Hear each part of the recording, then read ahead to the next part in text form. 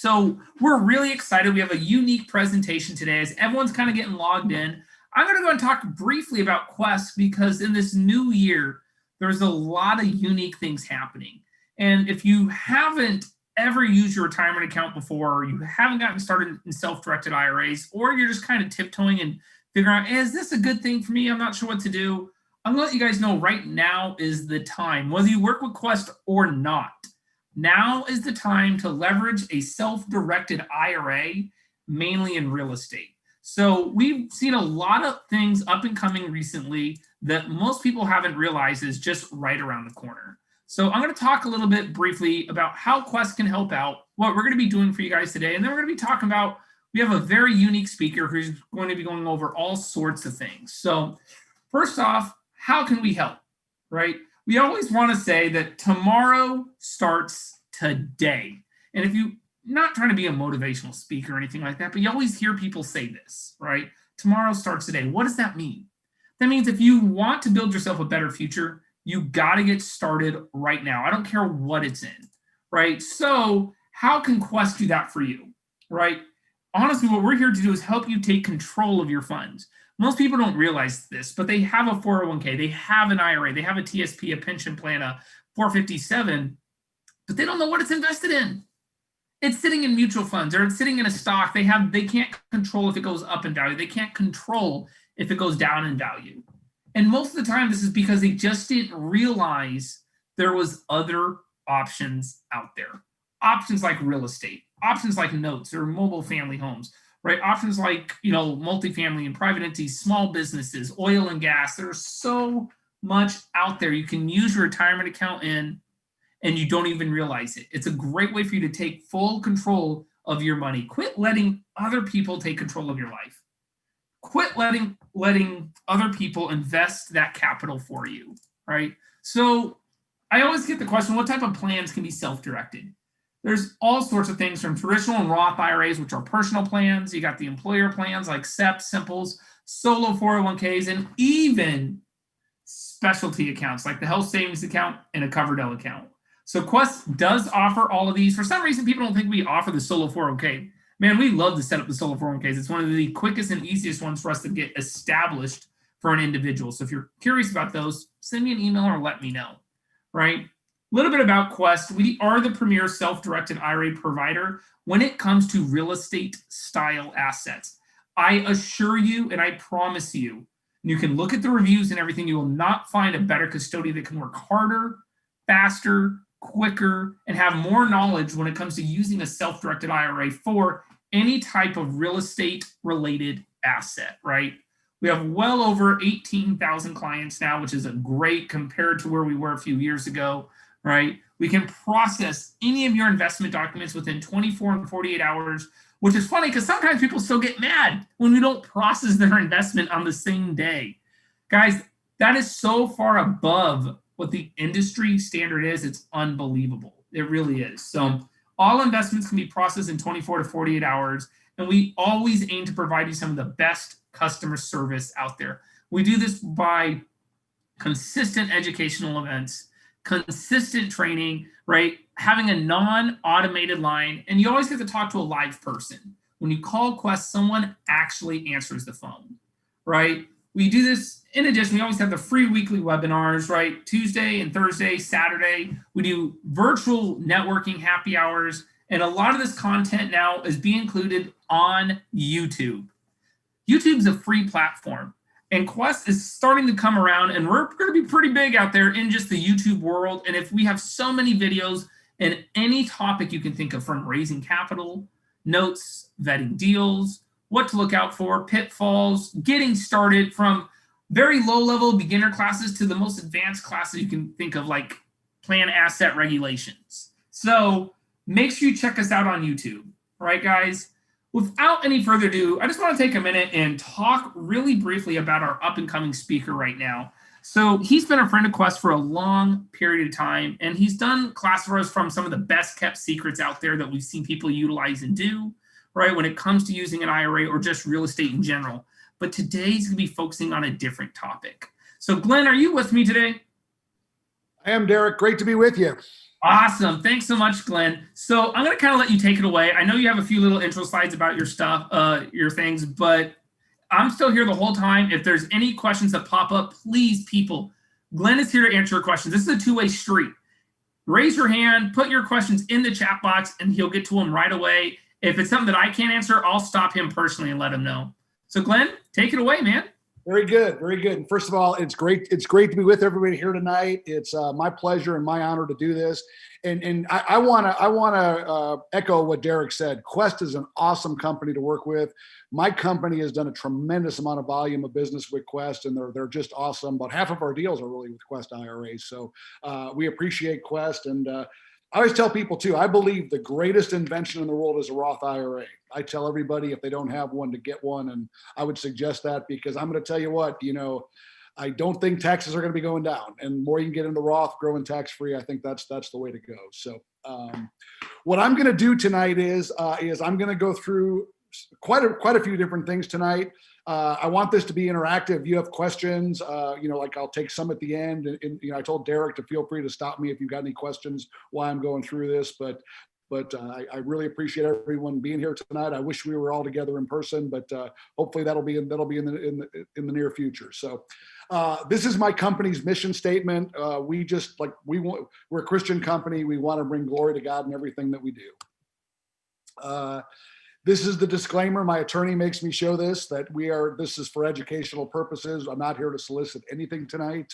And hopefully you'll get some good education out of this. Little bit about me and what I believe we have our company run by. My personal motto is love God, love people, stay humble. I believe with that you can go a long way, and that's, in my opinion, that's about 80% of what the Bible says. So, company motto is do unto others as you have them do unto you. I always tell our team that if we exceed expectations with our investors and with our tenants, do the golden rule. We don't have to worry about us. We're going to be great. So, okay, I'm done preaching now. But what I've learned in my 38 years of real estate investing, which, wow, it's weird to look at that and see 38 years, but obviously that means I'm old. So, but you get a little bit of wisdom through the years. I think I've made every mistake that you can make, and so. But here's kind of an outline. Like I said, my goal is to make this educational. My main business is mobile manufactured homes. You'll hear me call it both. The terms are synonymous. I'll get into it why we specialize in that. I'm going to talk about some creative financing and joint ventures ideas tonight that they, like I say, I'll have them in the context of mobile homes. I'm going to show what we offer investors, but you can do them with single family homes. In my past, I've done a lot of single family homes. I've done commercial properties, and this could work for any type of real estate. So also turnkey real estate. I believe turnkey is the up and coming, the hot thing, because investors can own properties and be passive, which I'm going to go into in depth tonight. So do you need money to invest in real estate? The answer is absolutely no. We'll talk more about that later. Derek, real quick, if you will let me know, how much money does Quest have in cash sitting in a self-directed IRA in cash right now? So pretty close to $375 million just sitting. And every time I speak, the number goes up and it blows me away. So what I want to say to you active real estate investors out there, if you need money, there's plenty of money on the sideline. I promise you. Okay. Go ahead. And then, how do you get it? By networking. I congratulate everyone for being on this call. You're networking here tonight. Events, Quest does a phenomenal job of educating and bringing investors and deal operators together. I'm going to talk a little bit about finding a coach, a mentor, being an active versus a passive realtor or a real estate investor. A little bit about my 2008 story and the COVID story. It's kind of an interesting when the market goes down, and then property management. Property management is really the key to buy and hold real estate. We all know that it's the key to running a good turnkey program, and not many people want to do it. If you can get good at property management, there's a big market out there for people who can do that. One of the things that my company's done, we've scaled and grown to other markets and states. We're actually in 5 states right now. We just We're in Texas, North Carolina, South Carolina, Georgia, and we just bought our first property in Tennessee. And so I'm going to talk a little bit about that for operators and so forth. So, and then of course, questions, how can I help you? If there's not time for all the questions tonight, I'm going to give my contact information. I really, really enjoy helping people. So feel free to call me to get in touch with me, and I'll be happy to help you any way that I can. So this is kind of the joke. My team put this together. That's me. We believe in real estate, right? Because mobile homes come with wheels to the property. And so we're a big believer in mobile homes for a bunch of different reasons, which I'll get into here. And I always get asked this question: who in their right mind would invest in mobile homes? Why would you do that? Well, this guy does. He bought the biggest mobile home company in America, Clayton Homes. And if you listen to him talk, he knows the value of single family affordable housing. And so, yeah, Warren Buffett is a big fan of mobile manufactured homes. A little bit about me. Like I said, I got to update this slide. I say over 30 years, it's 38 years now. I've previously owned mobile home parks. I've developed mobile home subdivisions. At one time, I had 13 mobile home retail sales centers, which is very similar to a car dealership. People would come to the center, we'd deliver the homes for them to their land. My current business model, which I'll get into, has been in place since 2006. I had a Clayton Homes franchise for 15 years, which ironically, when Warren Buffett bought him, made me partners with him. That's what my paperwork said. I never met him, but technically I was partners with Warren Buffett. So let's see here. I always start out with mobile homes, personal property versus real property. Personal property is like a car title, right? When a mobile home leaves the factory, it has a title to it. Now, when you put it on land, it's just a title company function. You could take the land and the home and title the two together, and there's a deed of trust or a mortgage. It's real estate, just like a single family house. So my personal business model is real property mobile homes. I'm going to talk a little bit about personal property mobile homes and how to make money at that tonight.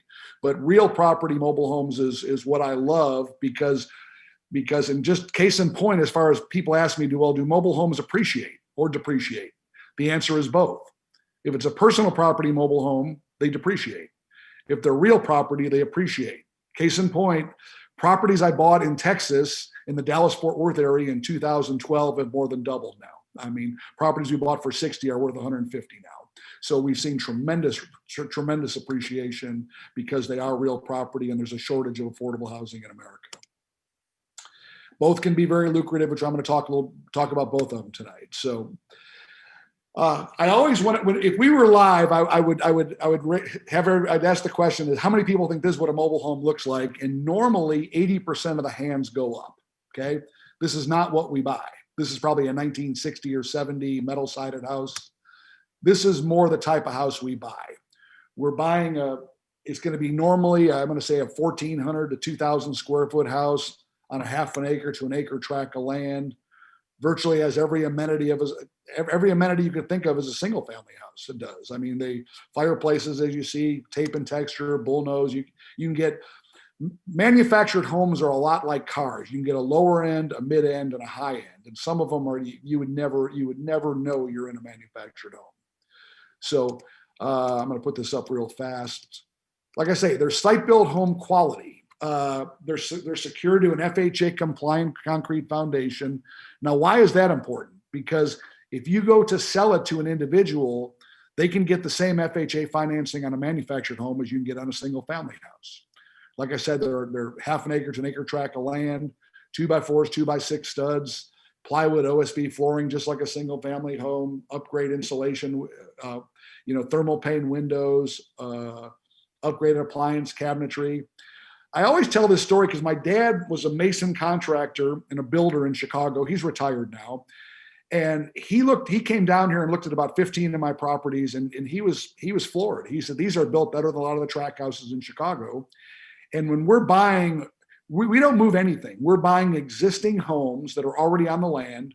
We buy them, we fix them up like new. That's the key.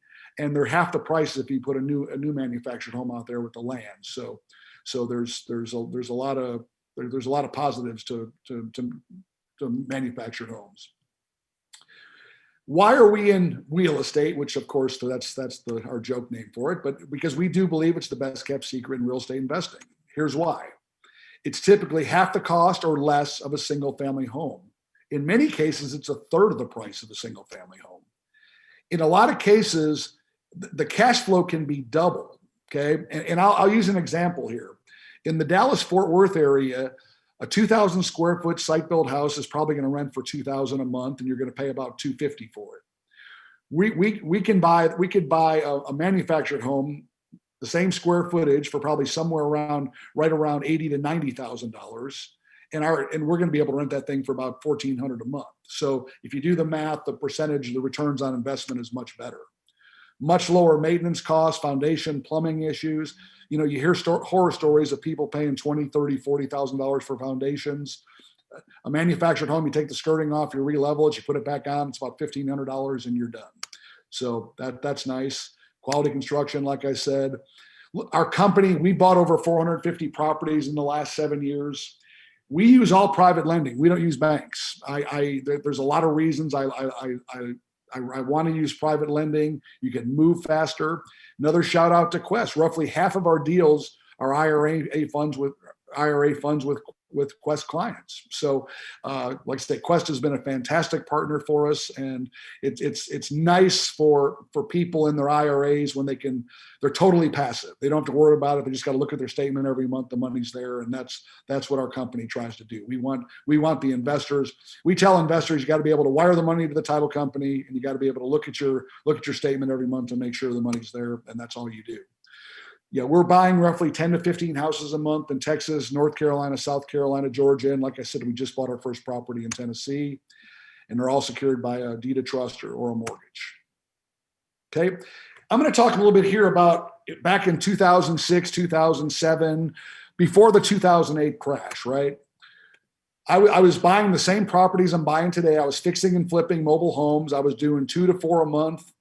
So let's just say it was roughly 3 a month, making $30,000 per property out of my house with no overhead. Life was good. It was great. I had roughly 18 properties in the fix and flip process. And then it happened. I always joke here. This is when I told my cat, no more wet cat food. You got to have dry cat food, right? The 2008 crash happened. If we were live, I'd ask everyone to raise how many people were involved in the 2008 crash. And so here was my situation. I was fixing and flipping properties. The capital markets totally froze. People couldn't buy. So what did I do? I had 18 properties. I would rather take a bullet in the head than not pay my investors. So what I had to do was I had to go learn the property management game, right? I went and talked to property management companies, went to real estate seminars, learned everything I could, took the best of what they did. And it's funny how things work. It turned out to be the biggest blessing ever, because now on the first of the month, our month is made every month because we have enough properties, we have enough income coming in. So I said all that to say this. Here's what I've learned from 2008 and from COVID, what happened this year, right? Affordable homes are always in demand, right? Like right now, there's a lot of commercial property that's in big trouble. I mean, you hear it. Like New York City, 30% of New York City is being vacated and so forth. And I don't think a lot of commercial properties coming back, but there's two things people are always going to do. They're going to eat first, have a roof over their head second. And we have the most affordable roof. So I believe affordable housing is the safest, best way to invest. I was like to say, our model works great in good economic times, but even better in bad economic times. And really what's happened, the crazy thing is the demand for our properties now is 3x what it was, because people are downsizing, unfortunately, the people that are lost their jobs. And I don't know how many, there's 20 million people unemployed still or something like that. And then some people are still afraid of COVID, so they're moving out of apartment complexes. So the demand, those are things that I believe. And our collections have been 95% or better. Now, why is that? Because our team's done a great job, but they realize that they're in the most affordable house. There's forbearances, but not forgiveness. They still got to end up paying, and they know they can't go to any place cheaper. And so our collections have been fantastic, throughout COVID. So. This is just my personal opinion. I invest in some syndications myself. I I have a self-directed and a Roth, and I have a private lending company. But I just think that single family homes perform better. They're safer than syndications. They're a great inflation hedge, right? Because one thing I always say is milk, eggs, bread, and butter, and real estate go up with inflation. And you look at the way the government's printing money right now, I believe we're going to see some real big time inflation in the next 5 to 7 years. So real estate is a good hedge against that for sure.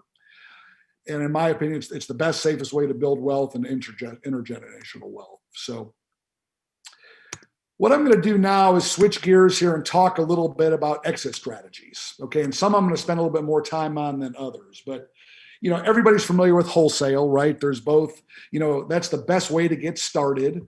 Buy a house, fix it. You don't do nothing with it. Like my company, we buy a lot of houses from wholesalers, people that they spend the money on the marketing. They go out and buy the houses. They may make $5,000 selling it to us. We don't care if it meets our numbers. We're going to do it all day long. And so that's a great way to get started in real estate.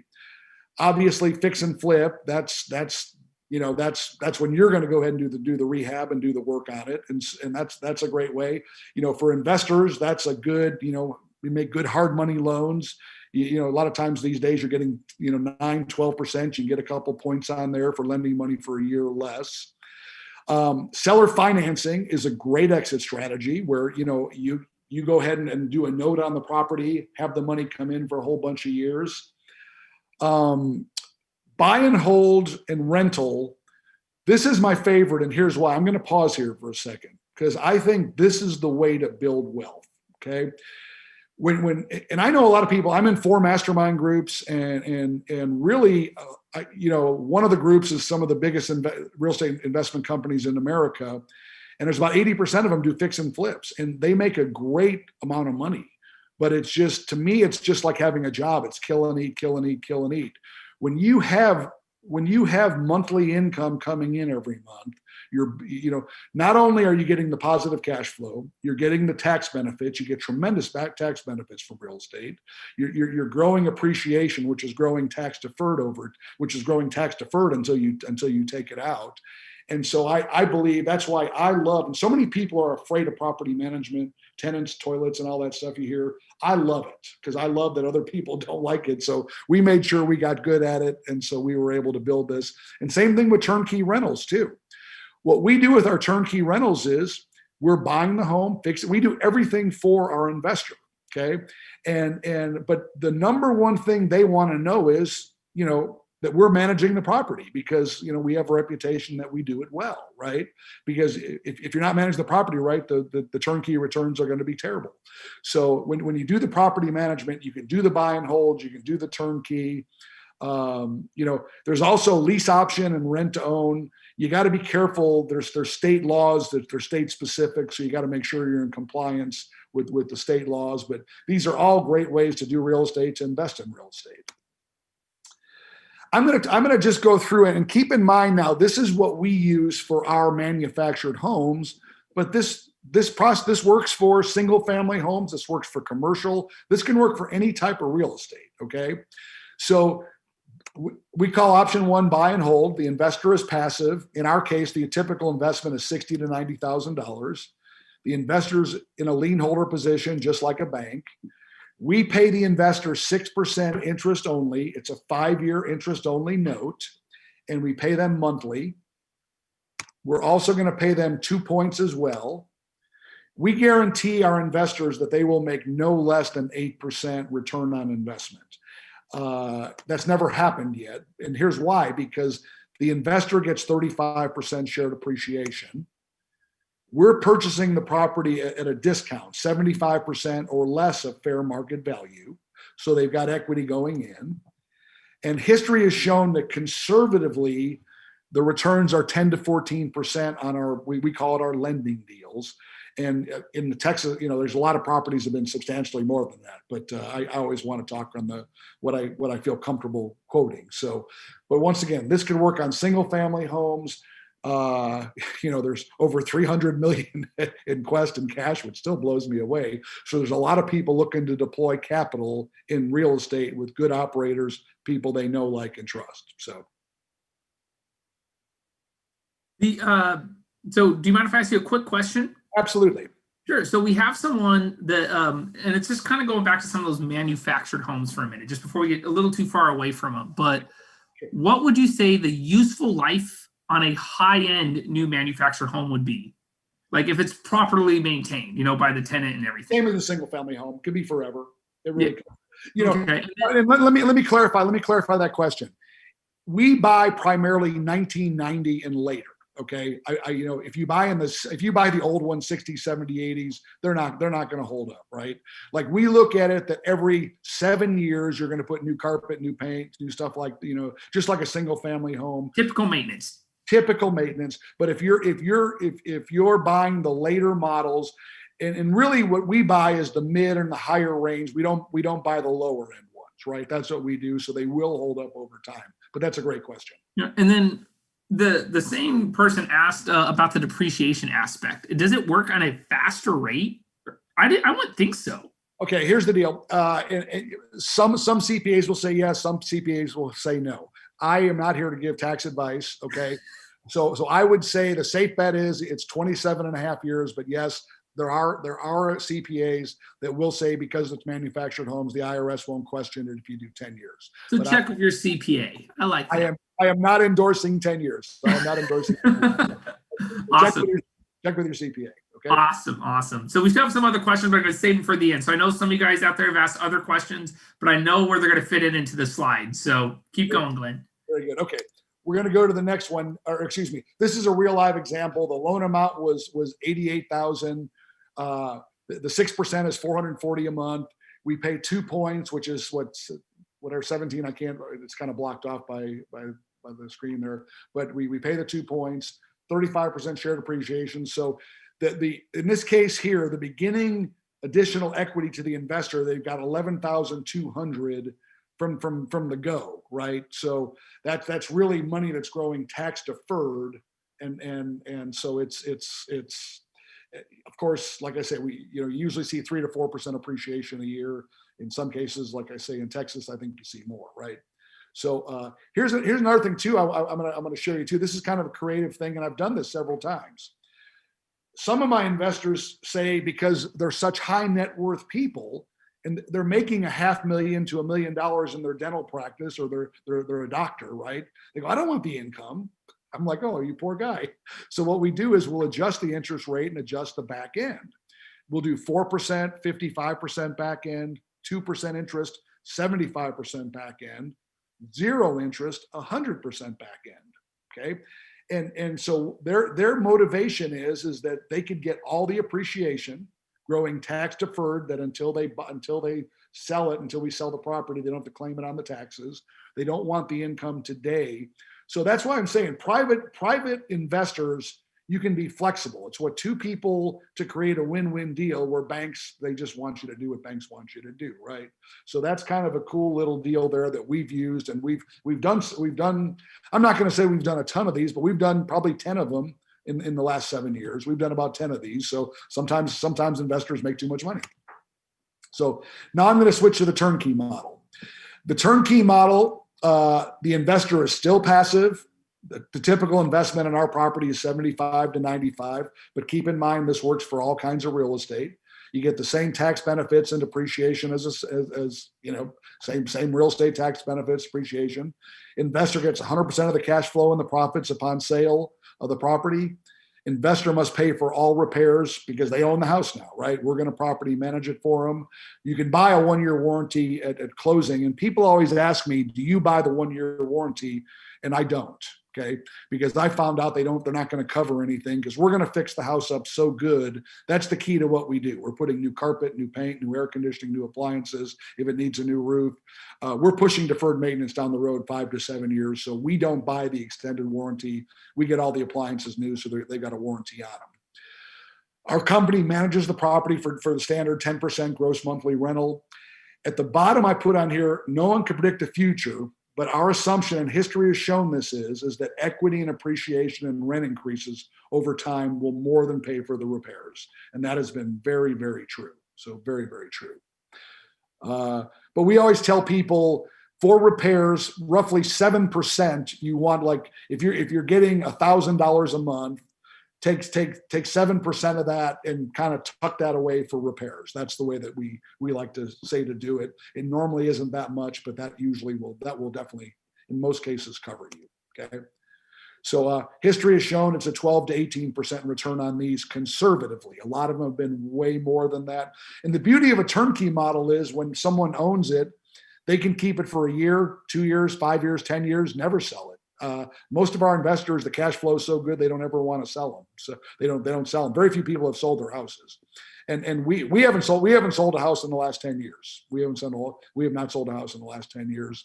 We love the cash flow. So this breaks out. This is like what we will send in a pro forma: taxes, insurance, property management fee. So the cash flow for an $85,000 investment on this property was $886 a month. After taxes, insurance, the rate of return is 12.5% going in, plus you've got the equity and everything else. So that's going through the turnkey. Now I'm going to go through this real fast because I know and Derek, keep me up on time here. I think we're good. We're good, but I probably got 15, 20 minutes left. And you're doing good, Glenn. I'll give you like a 10-minute window or something. Sounds great. Okay. So this personal property, these can be in mobile home parks. Well, let me just put it all up here. Okay.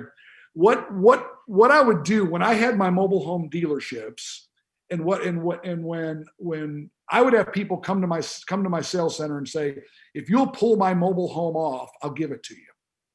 Now, why would they do that? Because it was an older house. They didn't want to put the money into it, or they're going to put a new one in or build a house, right? They didn't want to mess with the expenses because they're very expensive to move, right?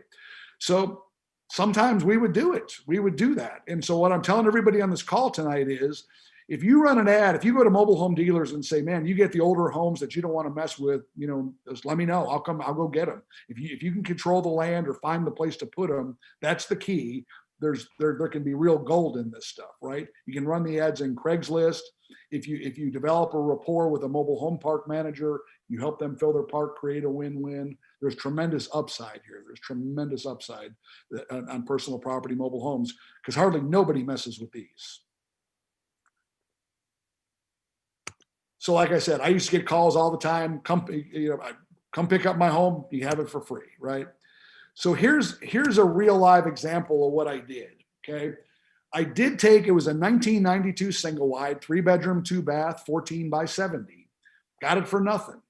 I picked it up, and I had a great rapport. I did a 5-year lease with a guy that was down the road, good friend of mine and stuff at the time. And so to deliver and set the home up to the property was $3,500. The rehab was $5,215. So my total investment was $8,715. Okay, that's what I had in the property. So it would have rented for $650 at the time. The park rent was $250. So the cash flow would have been $400 per month on it.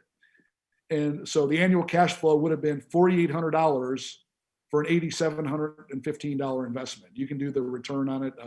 That's good. That's really good, right? So you're talking, that's over a 50% return on your money. So, but here's what I decided to do.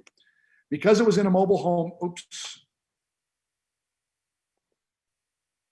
well, I'm missing that slide. I apologize.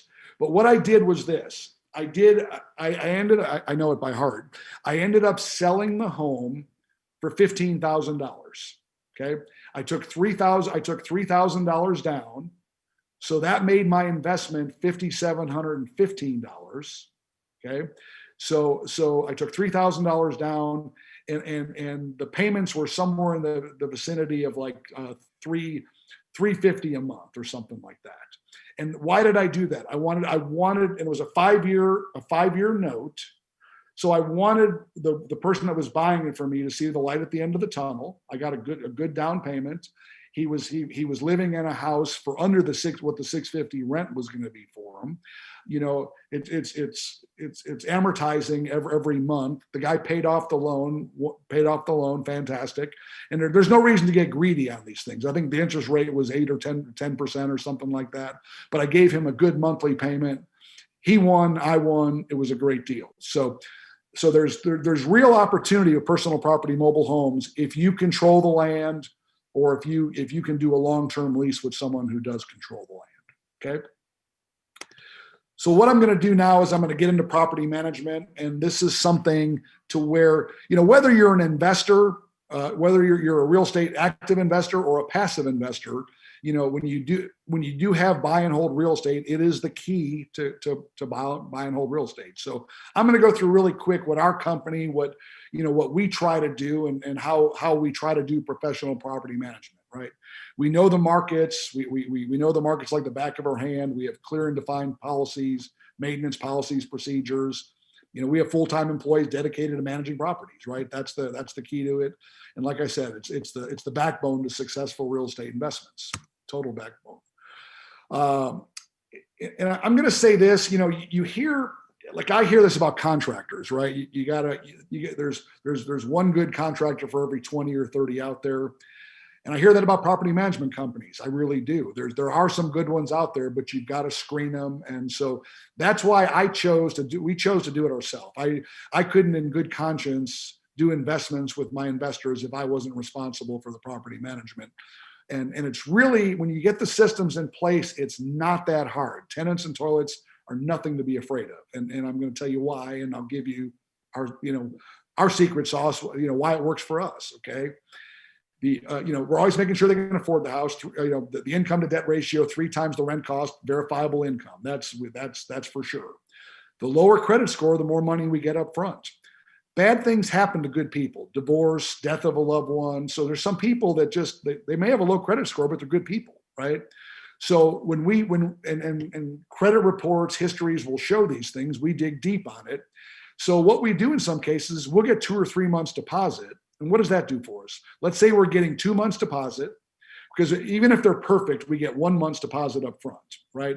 And the first 1 month's deposit and the first month's rent. So if we're getting another 2 months up front, that's one. If it's a 1-year lease, that's 4 payments up front we've got, in the bank, right? And so we're putting the odds in our favor. So a lot of times we don't go by credit score, right? But credit score is a good indication. The better the credit, the lower the deposit, and vice versa, right? So we're setting it up, the odds in our favor. We offer a 1 or 2 year lease. We don't care which one they take. References are worth the world. Employers will generally tell you, oh yeah, we love this guy. Yeah. So his job history, right? Those are the type of things. And, with COVID, you want to make sure they're in this type of job that's going to be around, right? Previous landlords, the one thing you always want to ask them is, would you rent to him again? Would you lease to him again? That's usually the tell. They got to be really careful a lot of times what they say. They could get sued. But when they hem and haw, you can tell that there was trouble. Or if they say, nope, I wouldn't rent to him again, then you don't mess with them, right? So I'm going to go through kind of a quick little deal how we do it, okay? We do everything. We do our leases by DocuSign, FaceTime calls, Zoom calls like this, right? And we have a 24-page lease, and basically we set the expectations properly. That's the most important thing. First thing we say is, you have 2 responsibilities. We have 1. You've got to pay on time, take care of our collateral. Our commitment to you is we have to give you a good, habitable house. And as you see, the house is fixed up like new. Everything's great. So, but here's what I want to make sure you understand. If the rent is due on the 1st, the 3rd is acceptable, the 4th we don't collect, we evict. And we look in their eyes and they go, whoa. And then we like to say this: well, if you went to work all month and your boss didn't pay you, how do you feel? They don't like it. Well, that we don't either. Okay. So I always said I'm a real nice guy, but if you don't pay, I will throw you out so fast it'll make your head spin. I said, so do not sign this lease if you're not going to pay and pay on time, because I will throw you out. And if you set the expectations that way, then they understand. It's funny, sometimes we'll get calls on the 4th or man, it's coming. I promise it's coming today. And we also have a $25 late charge if they are late for the 4th, plus $10 a day. So they have an incentive to pay on time, right? But I think setting the expectations is worth its weight in gold. At Clayton Homes, they had a great Warren Buffett's company. Basically, what they said was, we got to get the money before the car people do, and so that's why we collect hard and collect fast, right? So, like I said, we do a conference call, Skype call, have a total interview process. We have our maintenance man walk the house with the people. We're tenant turnover. People always ask me, how long does a typical tenant stay? 4 years is the average. We actively track incoming, outcoming, move outs. We never offer renewal without knowing the market conditions, because, like I say, rents have gone up tremendously in a lot of areas, and you've got to, we keep up with that. And that's why I always tell people, if they do a 1-year lease, we say, look, if rents go up, we will, you understand, you'll get a rent increase after the first year. The 2 years locks it in for you. We always ask for a 90-day minimal for move-outs, right? If something happened in their life, or to let us know before the lease is over, that give us 90 days, because we want to start marketing right away, okay? And we're very efficient at this. We virtually have no vacancy, because we're moving one person out, one in, because we've got that much time and we're such a demand for affordable housing. So, like I said, we list our properties 90 days before the tenant moves out. We market a bunch of different outlets, Zillow, Trulia. In some areas, we have waiting lists. We have waiting lists for people wanting it. And like I say, so we have no problem getting them leased. And since COVID, like I say, our demand has been 3x. So it's been fantastic. So, move-in day, like I say, the walkthrough is paramount to success, right? We want to make sure we have pictures, we have an inventory condition form they sign, but the main thing we're doing is we're making sure that the tenants acknowledge that cosmetically they're taking possession of the home as is. There could be a nail hole in the wall that was painted, great place for a picture. We're going to cover anything major: water leaks, sewage leaks, electrical problems, air conditioning, which we've already checked all that, and we've got warranties on the air conditioner and the appliances and stuff like that. So as is, they're leasing the home as is condition, and like I say, but we don't have a problem with that because we fix it up so good. Now, the other thing we do is a maintenance deductible. This is very landlord friendly, right? So we do $100 deductible, and people say, well, will they really do that on a lease? Absolutely, they do it all day long. Okay. We just basically say you're getting a good home and a good price. We just ask you to take care of the little things. If it is a water leak, that you can, of course, call us. If there's anything major, the roof or the appliances, the air conditioner, hot water heater, of course, call us, right? But they, for the most part, our tenants will take care of the little things. We're always looking for trends. We continually shop with contractors. We have our own service people, but we're continuing we always continue to look to keep expenses down, and we record everything and have a really good process. We use Buildium as our property management software, and it just makes it really, really easy to manage the properties. So, okay, so that is it for property management. I'm going to go through this real quick too. I'm just going to put it all up here. Okay. A lot of times people think that, and more real estate investors are doing this, active real estate investors. They're going to other markets and other states. And I'm going to use my story 5 years ago. The Texas market was very, very difficult for me to buy my properties at prices that worked. They were being run up. They were going too high, right? Through my mastermind groups that I'm in, I knew the Carolinas. 1 out of 4 or 5 families live in a manufactured home in North and South Carolina. So we moved to North and South Carolina. Eventually we went to Georgia. Now we've gone to Tennessee. We've got about 6 other states on our heat map too. And it really is simple to go to another market when you have the systems and processes in place. Our company went through the EOS system. It's called Traction, if any of you are familiar with it. Systems, processes are in place. Now, if you're going to do the rental business, I strongly suggest go to a landlord-friendly state. I don't want to be political tonight, but you want to go to a red state versus a blue state. There's a lot of horror stories in some of the states like New York and California. It can take you years to get people out, where in the states that we're in, if they don't pay, we can get them out in 3 weeks. Like I said, just little bullet points up here, what we look for to see if a market's going to work for us. Of course, the local economy, the workforce, white or blue collar, top 5 employers, how stable are they? the closest metropolitan city? Is it within driving distance, the population and the growth, right? We're in all high growth marketplaces, right? With good job bases, good employment, good everything else. Closest hospitals, school ratings, those are always critical, right? So many people will move places because of the school district, and if there's a hospital close by. Other rental location homes, how long are they in the market before they leave, before they're renting? Any rent price drops? If so, how much? And of course, you always want to vet the real estate market. What are the houses selling for? How much and how fast? And so these are just kind of a little checklist that we use when we're going into another market to go do business in it. But more and more people are doing that, because if you're in a place that the numbers don't work, there's plenty of places where the numbers do work. And yes, you're going to probably need an acquisition guy and a service guy once you get there. But we run our whole company from Texas. So I'm going to touch on a few of this real fast too. Active versus passive real estate investing. How to know which one's right for you, right?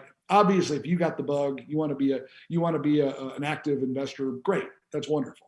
The biggest mistake that I see is high net worth people that don't have to be active. They could be passive and hook up with the right person, and they try to do it themselves, because it, like everything else, if we had enough time, I've made every mistake you can make in the book. I've made every mistake you can make, and I've had some painful mistakes years ago. But guess what? Now I don't have them anymore, because I've made all the mistakes, right? So we've got the systems, processes in place. But the big myth is that you have to be active in real estate. That's not true. You can be passive in real estate and make a ton of money in real estate too. Okay. Do you need money invested in real estate? We've already covered that. Quest has over $300 million in cash sitting there, waiting for somebody that they know, like, and trust to take their money and give them good returns. So you absolutely don't need money. If you find the deals, I guarantee you'll always find the money. That's a given. This is a cliche statement that you hear people say. It's in books. Your network is your net worth. And to be honest, I heard this for about 3 years, and I said, yeah. Then one day I went, wow, that is true. Your network is your net worth. Because Derek and I were talking before the meeting here today. We've cut our best deals just with people in our network over a drink or dinner or whatever. It's incredible how it works, right? And that's why I miss the live. I miss the live stuff. I mean, Zoom calls are still great. We do a lot of good networking on these, but it truly is. These Quest events are fantastic, and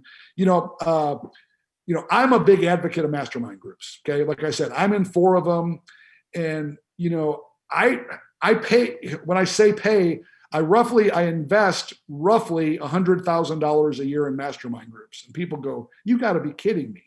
And it's an investment. It's not an expense. I get it back multiple times by being in groups with people who are smarter than me, and I copy what smart people do. So, these events are great. I always tell people, get in mastermind groups. So if you're going to become whether you're active or passive, one of the best groups I'm in, it's a dental group that a guy that, his name is David Phelps, great guy. He runs a deal called Freedom Founders. And I've been in his group for 10 years now. I was like at the first meeting. And he takes real estate investors, proven, seasoned real estate investors, hooks them up with dentists who have money and no time to invest, create joint ventures. Everyone gets a win-win. So whether you're active or passive, there's great mastermind groups out there to where you can grow your real estate portfolio. So let me see here. So I just want to say you have about 10 minutes left, and I have a series of questions. So just give me a heads up. It's up to you. Very, very good. I'll run through the rest of this very, very fast. Yeah, just Robert Kiyosaki quote. Everyone can read this.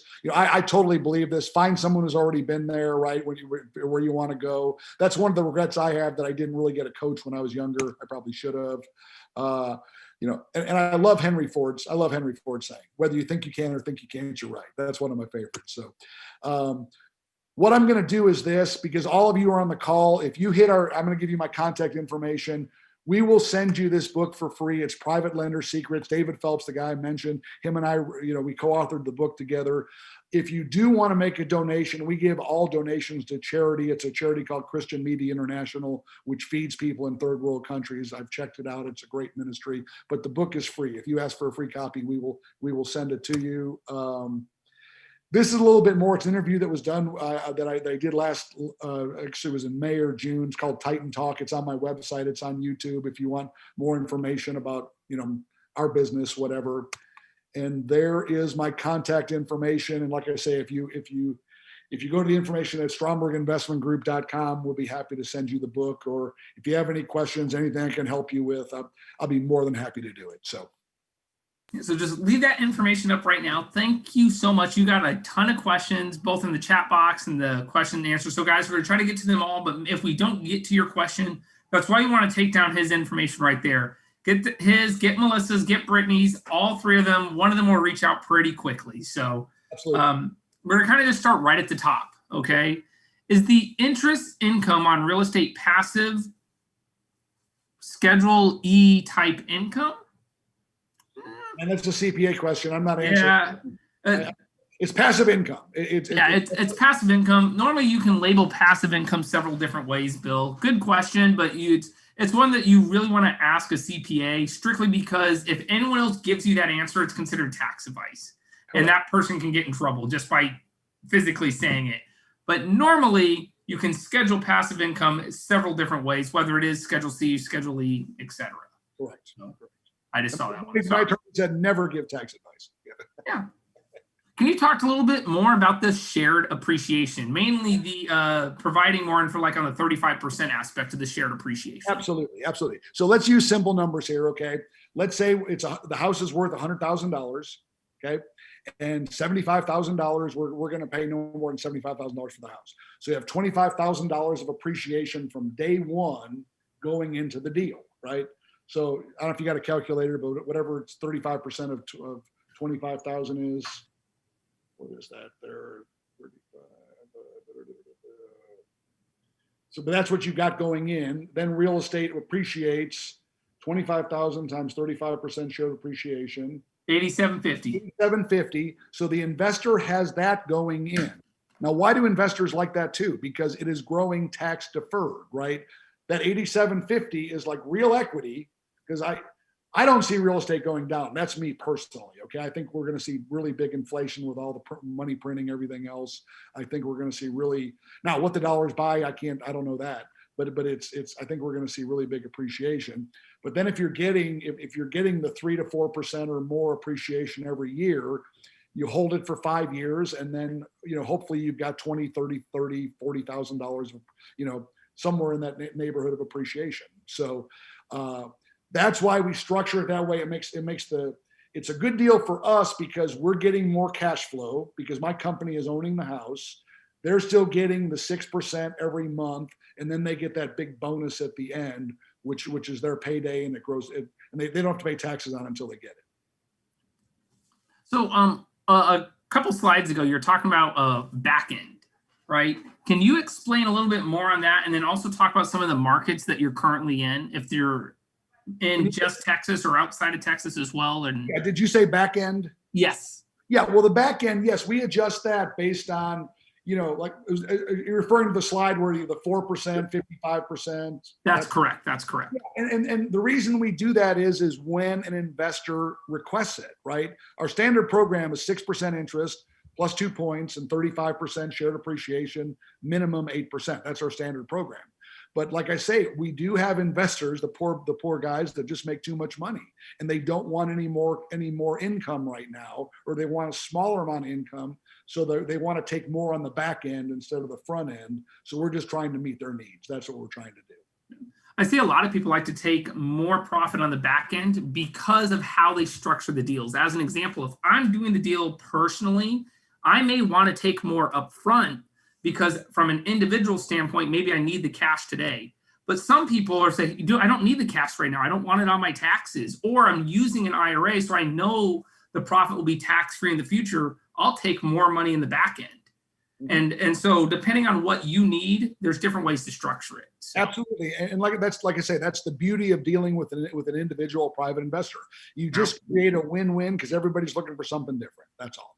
Yeah. So what markets are you mainly in? Is it all just here in like Texas or Austin? No, we are in Texas. We're in the Dallas-Fort Worth area. We've just expanded recently to Houston, San Antonio, and Austin. We're actually getting we're building our acquisition department throughout. We've been in DFW for 14 years, right?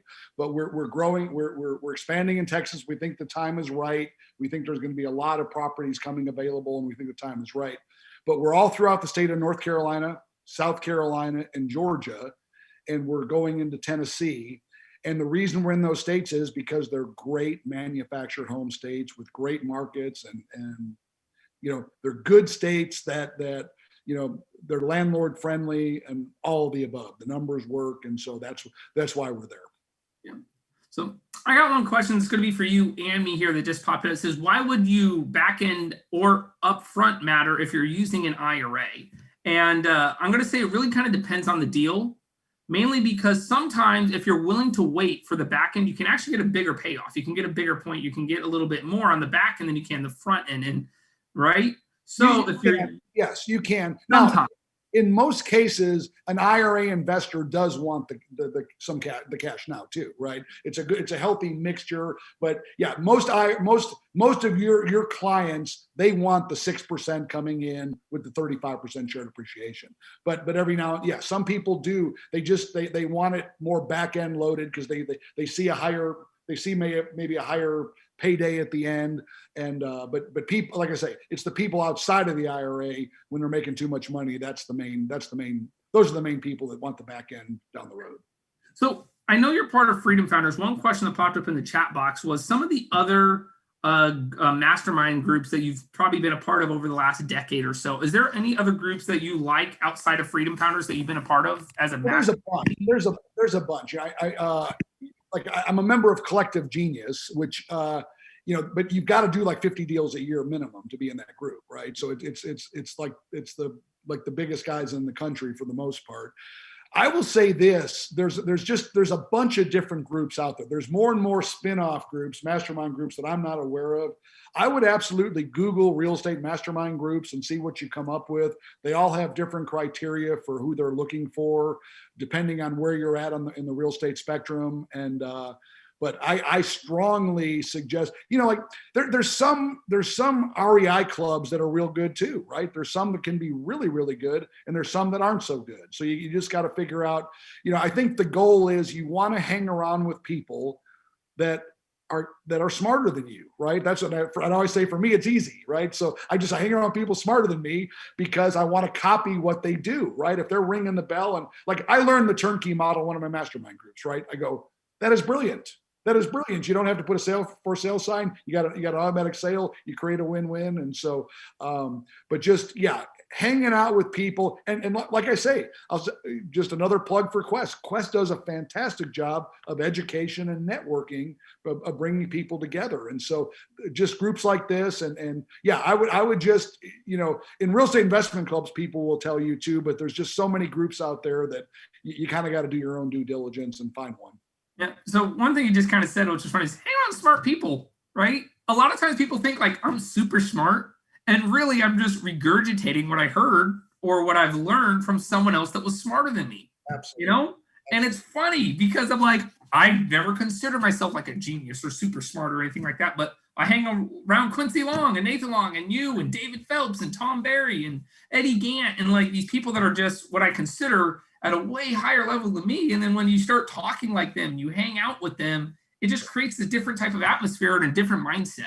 I'll tell you a funny story, actually. Quincy Long, of course, the founder of Quest, he's a great friend of mine, just a great guy, right? And him and I we've been in several mastermind groups together.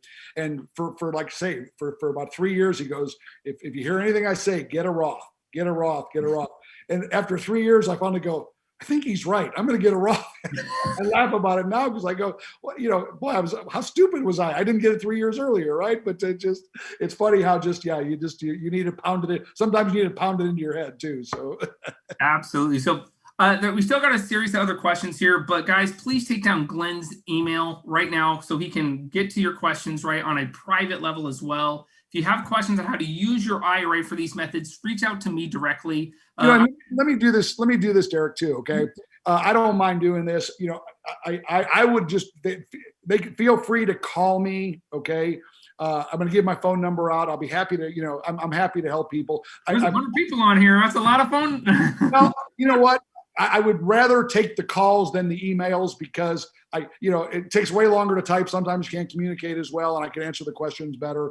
Now, if there is a lot of people on here, cut me some slack if I'm, but I will get back to you here, within the week for sure. I'll say that. But my phone number is 817-966-1258. All right. So one more time with that, 817-966-966 1258. The StrombergInvestmentGroup.com, that's got some good information, what we do. There's some videos on there, stuff like that, if people want to do that. But yeah, specific questions that I can help people with, I'll be happy to, because I really do believe what comes around goes around, the golden rule, and I love helping people. And if I can do that, I'll be happy to. And I just wanted to get to one other question by one of our clients, Athena, something about a platform that you're using. And I didn't hear what this was, but it was Buildium? Buildium. It's called Buildium. It's a property management software. There's several good ones out there. We found that's the best, most reliable, and we like Buildium. You can use it on a small basis, and you can grow to, like I say, I think we're somewhere on, we're 450 pushing 500 right now, and we're going to 1,000. So it'll take us there. Awesome. So did you want to kind of end and just give one final statement before we kind of end the call and end everything out for everybody? Do what now? I'm sorry. Just as a final statement, is there anything else that you want to send just kind of as a last minute, hey, hurrah, reach out to me or something like that before we kind of end everything? Yeah, my statement would be this: whether you're an active or passive real estate investor, obviously you have an interest or you wouldn't be on this call. Okay. I truly believe real estate is the best wealth building tool out there, right? So depending where you're at, in the, starting whatever, I heard this said, yeah, this is a good one too, that and I'm going to screw up the percentages, but that this is when I first got out of college. They said that I think it was 95 or 98% of millionaires either made it by owning their own business or real estate. And then it dawned on me, I go, you know what? I'm going to do both. So I said, I'll put the odds in my favor, right? So, and boom. So I think, yes, real estate is the greatest, having a hard asset backing it, right? Whether the stock market has another tumble or not, because paper can go away, right? But a house will never go away. Real estate does not go away. And really, like I say, self-directed IRAs, Roths, I'm a big fan. I've got a bunch in it myself, and I think it's wonderful when you can grow money tax deferred or with a Roth tax free. It's the greatest, because it's not what you make, it's what you keep, right? So that would be my final. It's not what you make, it's what you keep. I like that. It's what you keep. So that's my wrap up statement. That's what I think is important. So can you give your phone number out one more time? I got a couple people asking for it. Absolutely. 817-966-1258. Next time I'll put it on the sheet here. But 817-966-1258. And and like I say, depending on the amount of calls, I'm sure I'll get to some tomorrow, and so forth. But I'll make a pledge to get back to everybody here in the next 2, 3, 4 days. So okay. Awesome. Hey guys, so last minute thing, if you do want to set up an IRA and work with Glenn or something, let me know, right? Reach out to Quest. It's a non-automated line. It's easy to get a hold of us. We're here to help you guys out. Just let us know. We're all here. We all work together. And Glenn, thank you so much for coming on. So once I click this little red button, we're heading on out. So I'll see you around. Thanks for coming on. As always, enjoyed it. It was great. Thanks, Glenn. I'll talk to you soon. All right, man. Take care.